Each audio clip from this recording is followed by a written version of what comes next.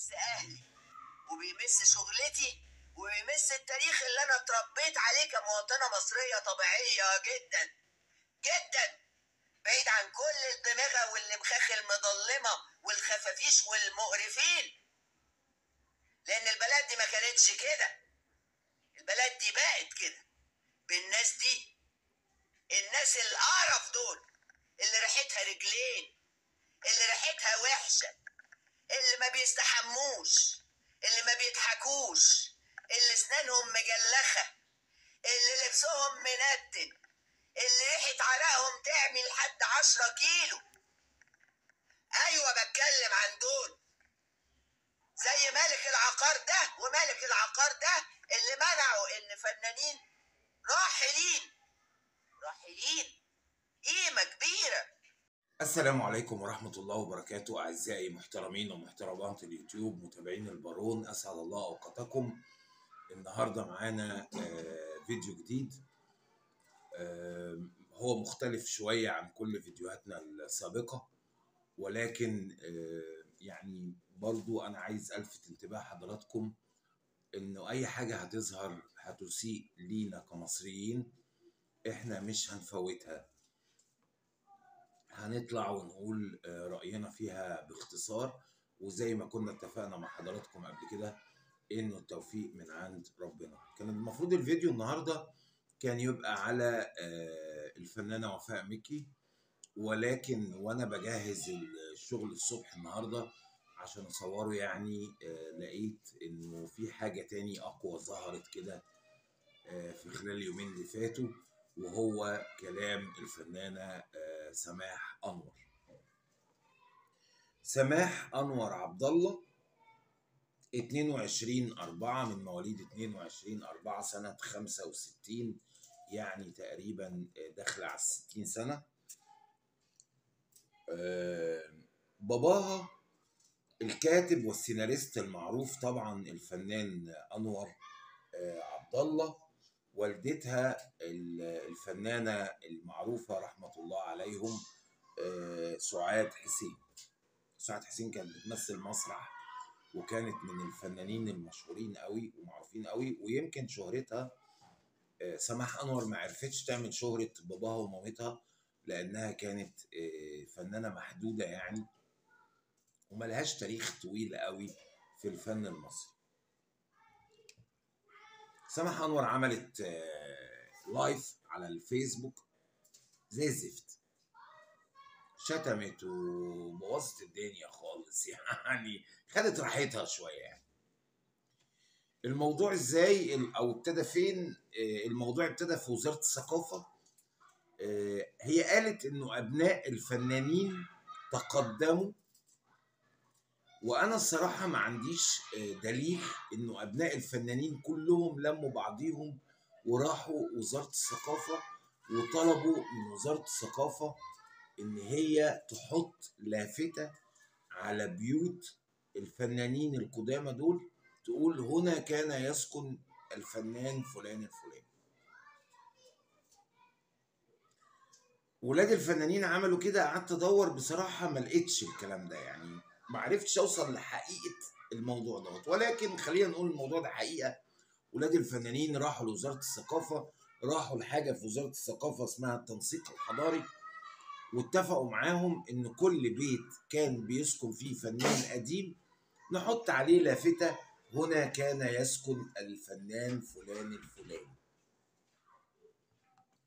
وزارة الثقافة وافقت على طلب اولاد الفنانين، وعندما ذهب مندوب وزارة الثقافة او مندوب التنسيق الحضاري في وزارة الثقافة لبيت والد ووالدة الفنانة سماح أنور، هي اللي بتقول كده، البواب قال له ما اقدرش اوافقك الا لما يجي صاحب البيت. ولما جه صاحب البيت وراح له مندوب وزارة الثقافة مرة أخرى، فصاحب البيت رفض وقال له لا، ليه؟ دي حاجة جميلة، ده مندوب وزارة الثقافة بيحاول يقنعه يعني. فقال له لا، لو حطيت له يافطة أنا هكسرها. فهي بتقول كمان إنه كان يسكن او كانت تسكن هذه العماره او في المكان دوت الفنانه الراحله رحمه الله عليها الفنانه شاديه. شاديه رمز من رموز الفن، دي حقيقه يعني. والراجل رفض. الراجل بقى راح عند مين تاني، ومين تاني رفض، ومين تاني وافق، ومين تاني قال ومين تاني قال لا. ما قالتش سامحهم، هي ما قالتش غير عند ابوها وامها. يعني هل راحوا مثلا عند البيت القديم اللي كان بيسكن فيه الفنان عادل امام والراجل صاحب البيت رفض؟ ما قالتش. هل راحوا عند البيت القديم اللي كانوا بيسكن فيه الفنان فؤاد المهندس رحمه الله عليه والفنانه شويكار وقالوا هنا تزوج فؤاد المهندس شويكار وكتبوا كده؟ ما نعرفش. هي كل اللي قالته انه راحوا عند البيت اللي كان ساكن فيه ابوها وامها الله يرحمه. من البدايه في ريحه موضوع شخصي، وهثبت لكم الكلام ده في اخر الكلام. طيب وبعدين لما رفض صاحب البيت انه يحط اللفته بتاعت ابوها وامها الفنانه سعاد حسين والفنان انور عبد الله يرحمهم، ان هم كانوا ساكنين هنا ابو وام الفنانه سماح انور، هي اتضايقت جدا وعملت لنا لايف على الفيسبوك قالت فيه الكلام ده. هقول لكم مقتطفات من لسانها. يا شعب مصر، بتكلم مين؟ بتكلم المصريين كلهم، مع ان انا قايل لحضراتكم في شخصنه، في حاجه شخصيه هوضحها لكم اخر الكلام. يا شعب مصر، الناس اللي في مصر، الناس الزباله اللي بتعشق الزباله، ناس عايشه ملهاش قيمه، ناس زي الزفت، ريحتكو رجلين. ايه القرف ده؟ الناس اللي ما بيستحموش، استخبوا عشان ريحة رجليكو عمتنا. قالت كمان البلد دي اللي ناسها ما بيفهموش. حضرتك يا شعب مصر، حضرتك مش من شعب مصر؟ الناس اللي في مصر حضرتك بتكلمينا منين؟ من جوهانسبرج؟ بتكلمينا من مصر؟ يعني بتوجهي لنا الكلام لنفسك كمان، ولا انت فصلتي نفسك عن المصريين عشان ما حطوش يافطه على بيت ابوك وامك ان هم كانوا ساكنين هنا؟ تطلعي تشتمي الناس كده بالطريقه القذره دي. قبل قله الادب والردح اتكلمت في موضوع جميل جدا، ان الفنان هو اللي بيعطي قيمه للبلد، والفنان اللي ميت عايش عشان اعماله عايشه، والقيمه اللي بيقدمها الفنان بيقدمها في حياته وفي مماته. القيمه دي بقى حضرتك هي ان ريحه رجليكوا باينه وعمتنا؟ هي دي قيمتك انت الشخصيه؟ انت كفنانه بتقدمي قيمه ايه؟ كلها سفاله وقله ادب وتطاول على الشعب المصري. الفنان بيقدم قيمه. في ناس بتحب الفن في مصر وفي ناس بتكره الفن في مصر. يعني انا عشان ما بحبش مثلا المهرجانات اللي هي الاغاني بتاعت المهرجانات، وانا كنت وضحت ده في فيديو سابق على قناتي، هل ده يديك الحق او يدي الحق الفنان المهرجانات انه يطلع يشتمني يقول لي ريحه رجليك عمتني؟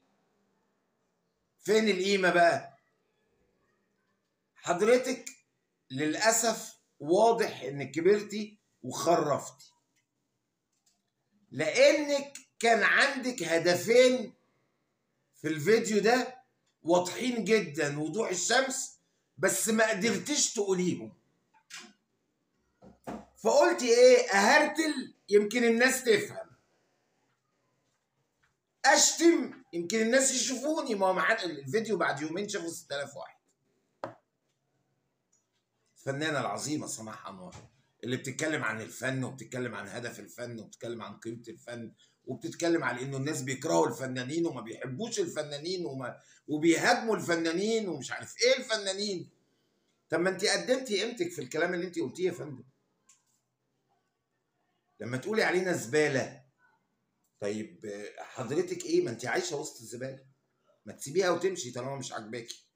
الناس لو مش عاجبينك سيبيهم وامشي. وقلت كده، انا لا ليا جمهور ولا عايزه يبقى ليا جمهور. طب بتشتمي الناس ليه طالما مش عايزه جمهور؟ كل ده عشان ما حطوش. يعني انا اشتريت البيت ده، والبيت ده كان عايش فيه الفنان الراحل عبد المنعم مدبولي مثلا. البيت ده بقى ملكي دلوقتي حضرتك. يجي واحد من وزاره الثقافه يقول لي انا هحط اسم عبد المنعم مدبولي هنا. من حقي انا كمالك لهذا المكان ان انا ارفض عادي جدا. لا يا فندم ما ينفعش، انا هحط اسم انا اللي عايش هنا، هحط اسم انا حر. ويا سلام بقى لو حطينا صوره الفنان عبد المنعم مدبولي الله رحمه الله عليه، وجالي ناس من بره مصر الساعه 2 بالليل يخبطوا عليا يقولوا ايه ممكن نشوف اوضه النوم بتاعت عبد المنعم مدبولي؟ اقول لهم ايه؟ تعالوا اتفرجوا على اوضه نومي. ايه الهزي ده؟ وهل ده موضوع يستحق انك تهيني المصريين بهذا المنظر؟ ما تزعليش مني، انت كنت في منتهى قله الادب والسفاله. يا ترى بقى بيت الفنان سمير صبري الله يرحمه هنكتب عليه هنا كانت تزور الفنانه سماح انور الفنان سمير صبري الذي لا نعلم حتى الان اذا كان تزوجها ام لا؟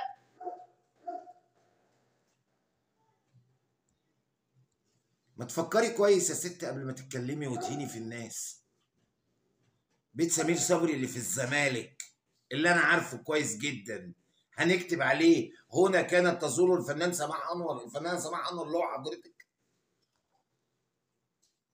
ايه الكلام الفاضي ده؟ نجيب بقى بيت الفنان سمير غانم رحمه الله عليه ونكتب على اوضه النوم بقى هنا تزوج الفنان سمير غانم من الفنانه دلال عبد العزيز وخلفي وبنتهم الفنانه دنيا سمير غانم، وهذا اكراما للفن واكراما للفنانين. والناس رايحه جايه بقى يعدوا على الفنانه دلال عبد العزيز ولا الفنانه دنيا سمير غانم مثلا ويقولوا ورينا اوضه النوم اللي باباكي ومامتك اتجوزوا فيهم. ايه الكلام الفاضي والمسخره دي؟ ايه قله الادب والسفاله دي؟ وده بقى يخليكي تشتمي المصريين ليه؟ وتهيني شعب مصر ليه؟ انت من شعب مصر. عايز اقول لك ان ريحه كلامك عمتنا اوسخ من ريحه الرجلين اللي حضرتك طالعه بتتكلمي عليها. ده ريحه كلامك، ما بالك ريحتك انت الشخصيه. فنانة ايه ونيلة ايه؟ الله يخرب بيوتكم، كبرتوا واتجننتوا يا اما بتبرشموا، ما بقيتوش بتفهموا. عايز اقول لحضرتك على معلومتين. في المدينه الفاضله سوري في السعوديه خدوا قرار بهدم منازل الصحابه. حضرتك كده خشي على جوجل واكتبي كده منزل السيده عائشه رضي الله عنها وارضاها فين دلوقتي، هتلاقيه اتهد. طب ابحثي كده عن مثلا الشجره اللي كان يستظل اليها سيدنا محمد عليه افضل الصلاه والسلام. ابحثي عنها دلوقتي شوفيها هي فين، موجوده في اي مكان. اتهدت ليه؟ عشان ما نبقاش ده مزار ونروح ناخد بركه من الشجره ونروح ناخد بركه من بيت سيدنا ابو بكر الصديق، وده بيت من البيوت اللي اتهدت فعلا في السعوديه. ما يبقاش مزار. انت عايزه بقى تعملي لابوكي وامك مزار؟ مين اللي قال الكلام ده؟ مين اللي اوحى لحضرتك بالكلام ده الا دماغك بقى القذره؟ ريحتك طلعت انتن من ريحه الرجلين بعد الكلام اللي انت قلتيه في الفيديو بتاعك ده. البيوت اتهدت. يعني مثلا عندي معلومه انا بتقول ايه؟ ان الفنانه حوريه فرغلي اشترت البيت بتاع الموسيقار الراحل الفنان محمد عبد الوهاب. النهارده عشان الفنانه حوريه فرغلي مثلا كان زمان في لقاء من لقاءات الفنان محمد عبد الوهاب سمعت جمله كده وكانت عجبتني قوي وقعدت اضحك. هو كان خفيف الظل برضه يعني. قال انا لما زوجتي بيجي لها برد بنام في الاوضه اللي تحت وهي بتنام في الاوضه اللي فوق. يعني بينام في دور غير الدور. والناس طلعت بقى لما قال كده قعدت تتريق، وده الكلام ده كان قبل ما يموت يعني. الكلام ده مش قديم قوي. يعني انا كنت كبير لما سمعت الكلام ده، كنت صغير. فانا عجبتني الكلمه. مراته عندها برد، هو خايف على صحته بينام. هو كان يخاف على صحته جدا ما شاء الله عليه، الله يرحمه بقى. لما الفنانه بقى حوريه فرغلي تغير الديكورات بتاعت البيت ده، تبقى ست متخلفه، تبقى ست ريحتها ريحه رجلين، تبقى ست ما بتحترمش الفن. طب ما هي فنان ما بتحترمش الفن. تبقى ست مثلا من شعب مصر اللي بيكرهوا الفنانين عشان عملت بيت على ديكوراتها على مزاجها، هي حر. يبقى هي كده ما بتحافظش على تراث الفنان محمد عبد الوهاب رحمه الله عليه. مين اللي قال الكلام ده؟ انت ازاي يجي لك قلب تقولي اساسا الكلام ده؟ انت مش فاهمه انت بتقولي ايه. وقعدت الفنانه سماح انور تحكي لنا كتير عن القيمه اللي بيديها الفن للبلد، مش لمصر بقى، لكل الدنيا يعني. انا لو هدور على القيمه وعايز احط عنوان على بيت مثلا، ادور على بيت طلعت حرب باشا واحط اقول هنا كان يسكن رجل الاقتصاد الاول في مصر. ادي القيمه بقى اهي. مش هقول ده بيت سماح انور اللي بتقول ريحه الرجلين منتنه. هنا من بنى اول بنك واطلق عليه اسم بنك مصر. هنا من بنى اول شركه طيران واطلق عليها مصر الطيران. هنا من اسس شركه سياحه في مصر واطلق عليها اسم مصر السياحه. هنا مبدع علم مثلا الايه، كان بيدرس لنا في الجامعه دكتور الله يرحمه، كان بيدرس محاسبه اسمه الدكتور الجزيري.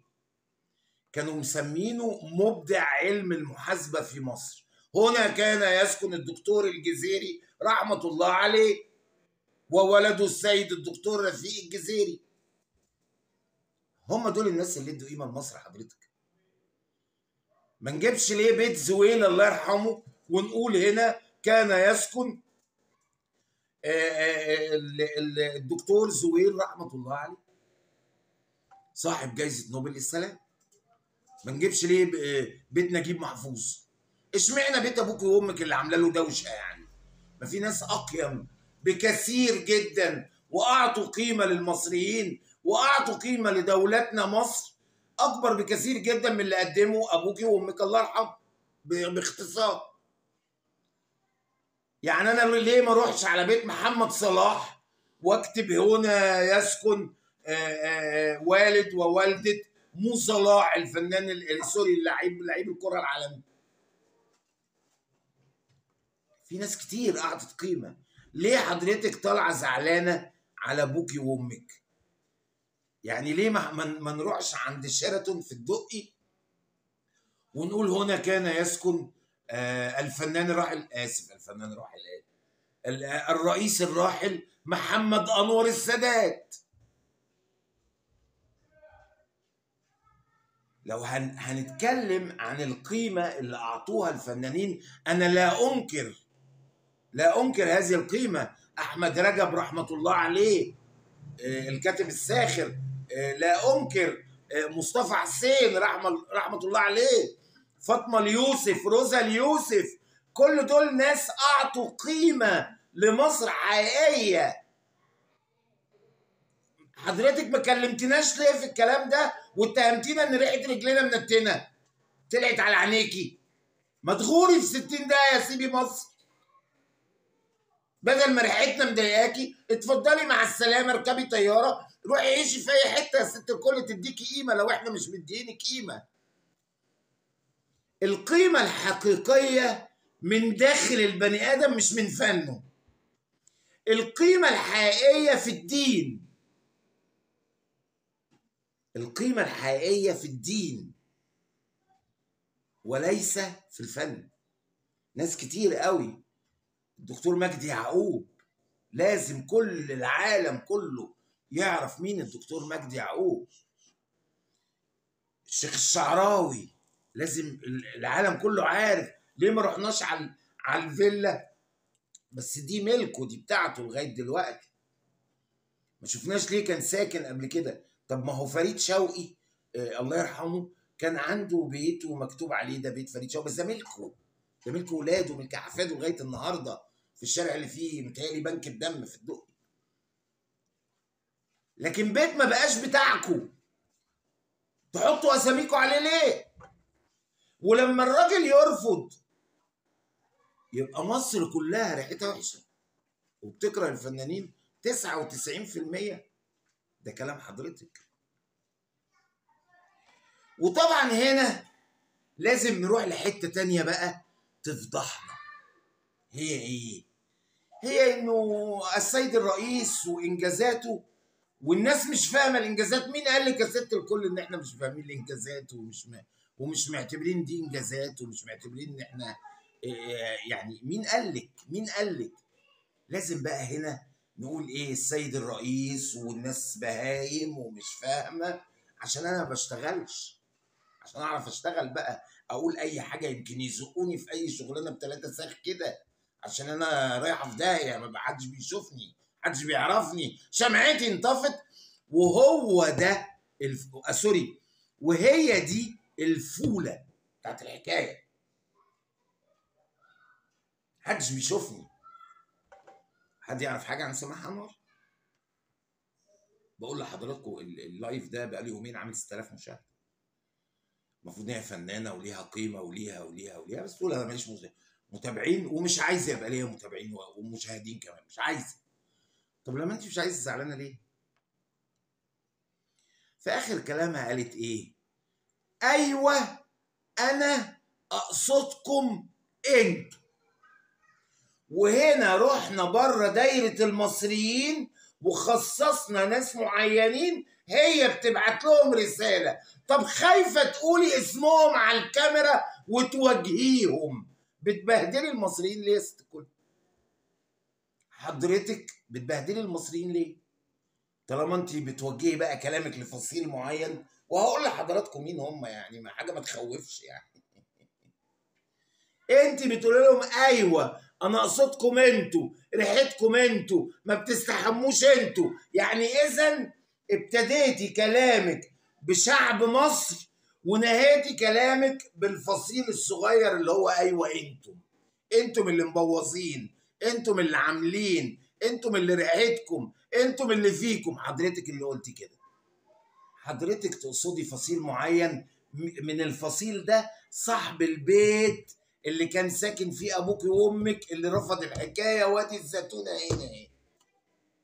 من الواضح جدا انه ده اللي انا فهمته يعني، وده رايي الشخصي، انه صاحب البيت ده من الاخوان المسلمين، وهي طالعه تدب في الاخوان المسلمين وطبعا بتحاول تمجد بقى في الحكومه والدوله المصريه وي بعد ما شتمت المصريين، عشان اي حد يشغلها في اي شغلانه كده.